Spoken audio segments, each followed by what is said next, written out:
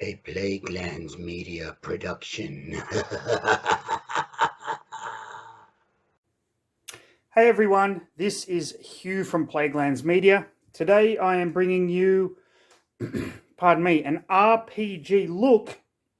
Well, not so much a look as a discussion, because I recently got the latest Dungeons and Dragons supplement and noticed that there are now some rules changes specifically to playable races. Now, for those of you that are not familiar with any iteration of Dungeons and Dragons, the first thing a player does is determines what race they want to be. So if we open our good old player's handbook here, choosing a race, we have dwarf, elf, with the different subtraits, halfling, human, dragonborn. These were introduced in 4th edition Dungeons and Dragons. A really cool race, by the way. Gnome, half elf, half orc, tiefling. So those are your playable races.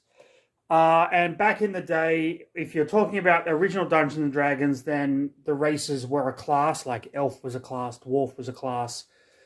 In 2nd edition Dungeons and Dragons, you could still pick elf, dwarf, halfling, and gnome. But your ability scores, your strength, dexterity, constitution, intelligence, wisdom, charisma, depending on your race, you got a bonus to one and a negative stat to another.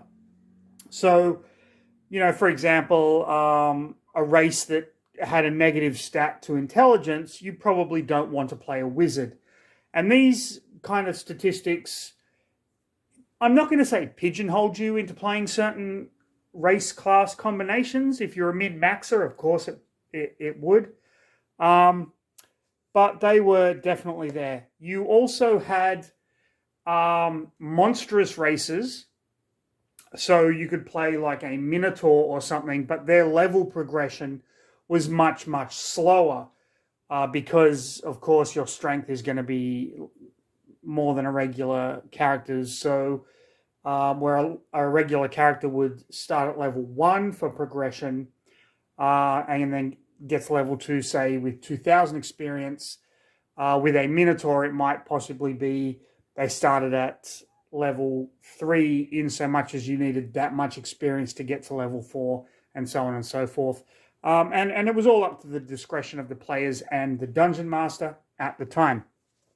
Now we have 5th edition where they actually got rid of the negative modifiers. So let's just go back to a dwarf because dwarves are fucking cool. And we will see that the dwarf traits, your constitution score increases by 2. That's it. For an elf, your dexterity score increases by 2. That's it. Okay.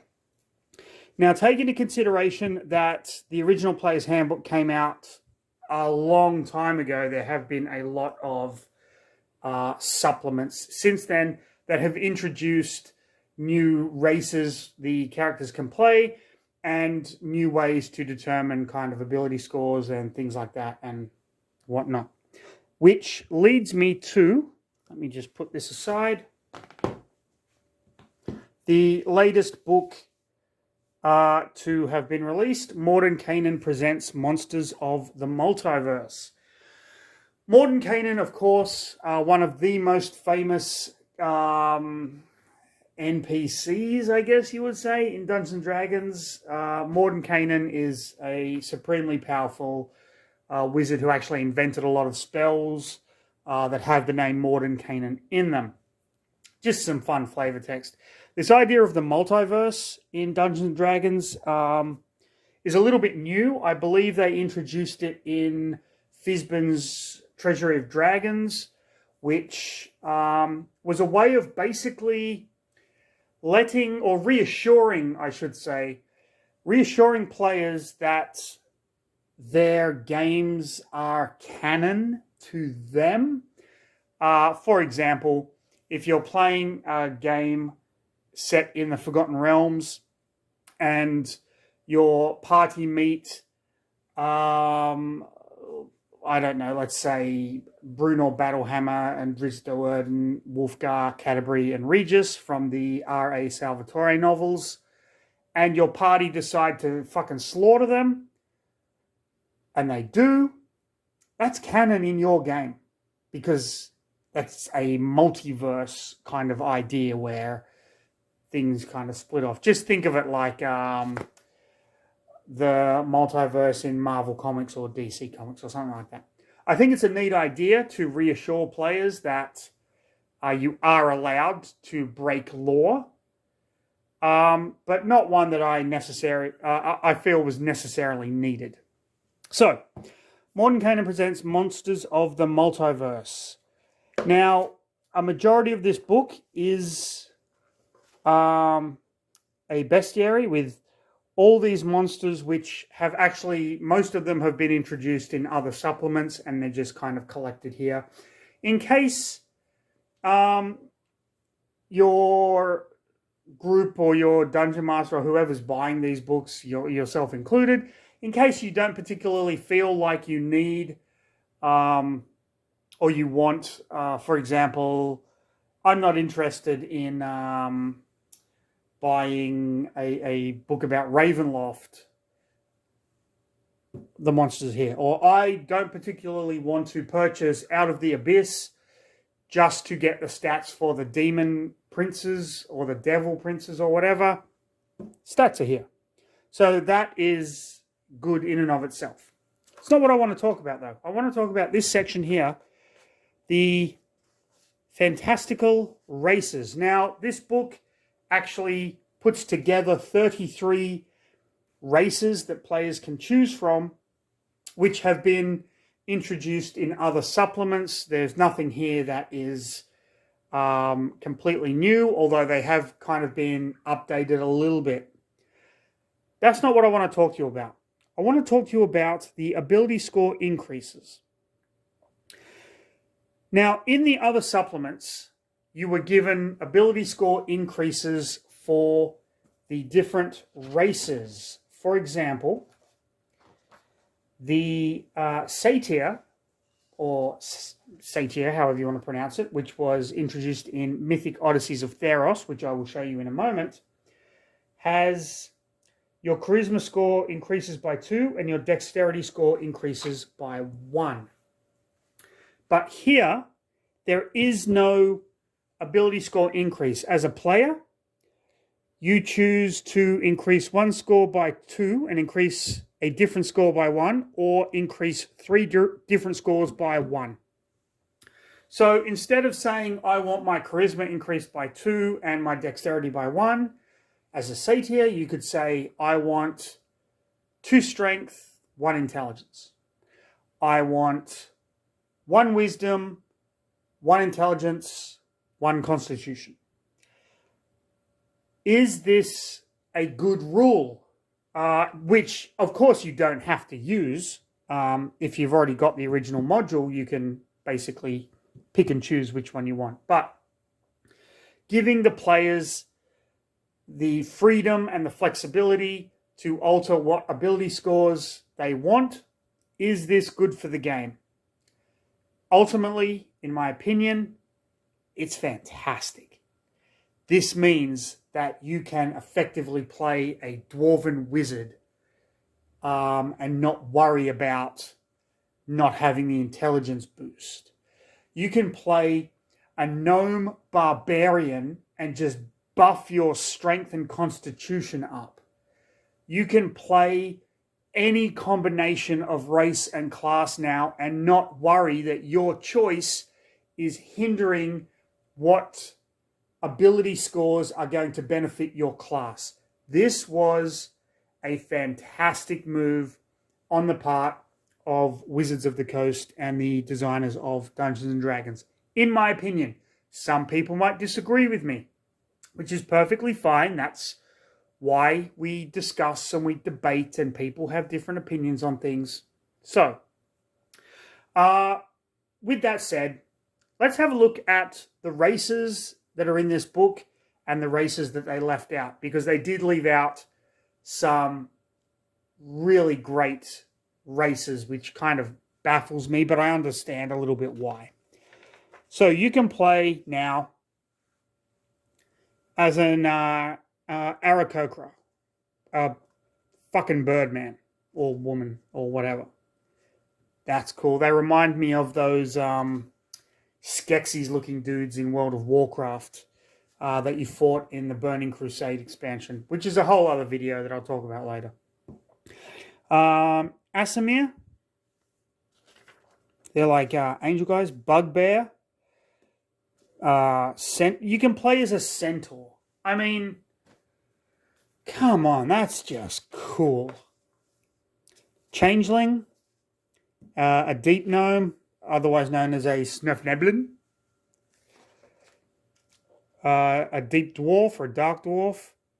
Eladrin, which were introduced in 4th edition Dungeons and Dragons, and they are part of the Fey realm, and their abilities are kind of based on the seasons: summer, autumn, spring, and winter. A fairy. You can actually play as a fairy. A Furbolg. The first time in my memory that I encountered the Furbolg in Dungeons and Dragons was in the Moonshade trilogy, or the Moonshade setting of the Forgotten Realms. The Moonshade trilogy, written by Douglas Niles, dealt with an aspect of the goddess Shantea and the Kazgoroth, the aspect of the beast god Malar. So there you go. There's a little bit of fun facts for you. Genasi, these are elemental races tied to earth, air, fire, and water. First introduced in 5th edition in Princes of the Apocalypse, which is one of the best campaigns out there. Really, really cool. The Githzeri and the Githyanki. These are races that were... Basically, they live in the abyss. One of them is a race of kind of warriors, and the other is a race of monks. They're kind of like two offshoots of the same kind of people. You can be a goblin, a Goliath, one of my all-time favorite races. Think of them as like giantkin. A Harengon, so you can be a rabbit person, a hobgoblin. And this art, by the way, this is like a hobgoblin bard playing a guitar with an axe blade on it. And people say Dungeons and Dragons is for nerds. Come on. Kenku. Kenku is without a doubt my top race that I would love to play in a game of Dungeons and Dragons. They are a race of like crow people who have been cursed to not fly anymore, and they can't use their voices. They can mimic sounds. So the book that first introduced Kenku, I believe it was Mordenkainen's Tome of Foes, suggested that when you are role-playing a Kenku, that you explain like the sounds that you make are a sound of boredom, like you're tapping your claw on the table or anything like that. Really cool race. Really one that I would model a character around a Kenku if I was playing in a game and I had that luxury. That's really cool. Kobold, one of the most famous early races. Lizard folk, really cool. Minotaur.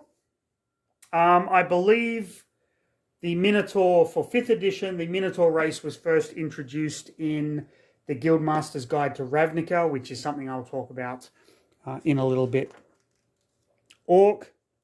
There's the Satyr. Sea Elf, really, really cool. One that, again, I would be really interested in playing, especially since the sea elves that I am most familiar with, and they do appear in the Forgotten Realms. Mel O'Don wrote a great trilogy of books that dealt with the Sahuagin, and the Sea Elves and the Tritons were kind of helping the people of Waterdeep and whatnot. But I'm more familiar with the Dragonlance Sea Elves, the Darganesti and the Dimonesti. So yeah, the Shadakai from the Shadowfell, a Shifter, lycanthrope touched. So depending on where in your ancestry or what in your ancestry, there's werebear, were-rat, were-tiger, werewolf. Depends on what sort of shifting abilities you have. Really cool idea. Tabaxi, which is a kind of a cat person. Turtle. If you ever wanted to play a Teenage Mutant Ninja Turtle, you actually can. You can play a fucking turtle man. I believe this was introduced in one of the Critical Role books, possibly the Wild Mount one, but you would have to go back and check that. And then a Triton, which is like an undersea kind of person. And finally, Yuan-Tai. So, combine this with the elf, dwarf, halfling, gnome sub-races that are scattered throughout everywhere. There is literally anything that you can want to play in Dungeons & Dragons, you can play. And I'm not even going into classes at the moment.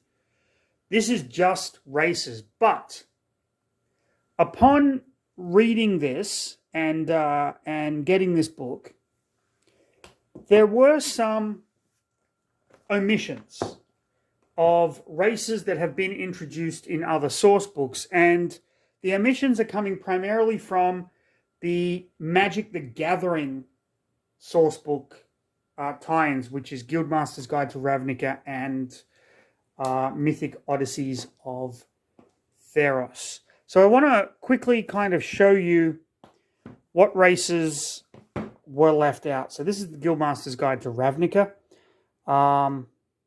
Ravnica was actually the Magic the Gathering set that I stopped playing at. I was playing a lot of tribal decks back in the day. My friend Ian will attest to the fact that he absolutely loved playing against my Blue Wizards deck with the Raven Guildmaster, which was Ian's favorite card to get hit by. I had a white cat deck as well, which utilized a lot of equipment. This was around the time of Mirrodin block. And fuck me, am I nerding out right now, so I'm going to shut up because you probably have no idea what I'm talking about. But Guildmaster's Guide to Ravnica. Ravnica was a city where it was one of the first times that Wizards of the Coast really pushed multicolored decks, primarily two-color decks. So there were guilds that you could be, but the races of Ravnica, you had the elf, you had the centaur, you had the goblin, you had the loxodon. Why was the loxodon kept out of Monsters of the Multiverse? You could literally play as a giant walking elephant. One of my favorite things to do was to equip the loxodon warhammer to a flying cat that would then give like plus X attack and lifelink. Loxodon's awesome. You can actually use your trunk as well. You can be a minotaur. A Simic hybrid. So the Simic hybrid, you can upgrade or alter your body with things like claws, scales for armor, things like that. Videlkin, these were like the Inquisitive Wizard type guys. You could partially swim, things like that. So Loxodon, Simic hybrid, and Videlkin, not in Monsters of the Multiverse. A little disappointing, but more disappointing is the race from Mythic Odysseys of Theros, that was left out. This was, of course, the set based on ancient Greece. So in this, you could be a centaur, human, of course. You could be a leonin. My cat deck was the very first Magic the Gathering deck that I ever built on my own as a tribal cat deck. And playing as a leonin, this was really the only reason I purchased Mythic Odysseys of Theros. Well, you know, I say that, but it's because I'm a completionist and I need to have every fucking 5th edition book that they've published. But this is just awesome. Not in the Modern Canaan's Monsters of the Multiverse. Of course, you can be a Minotaur and a Satyr and a Triton as well. And then you got all your subclasses and things like that. So there are a few emissions that they left out, and I am just assuming it's because, pardon me, it's just because of their ties so strongly linked to Magic the Gathering, which might turn some people off. Maybe, I don't really know why. As I said, I'm just assuming, but there you go. So this is just a quick look at races in 5th edition Dungeons and Dragons as they stand at the moment. I love what they have done with the ability score choice, and I think it's just going to open a lot of fun role-playing possibilities for new players and for old players. So there you go. I hope that you enjoyed the video. If you did, like, subscribe, leave a comment on what you think about the whole situation. Follow us on all the stuff you're going to see at the end of the video. But most importantly, stay safe. Have a fantastic rest of your day.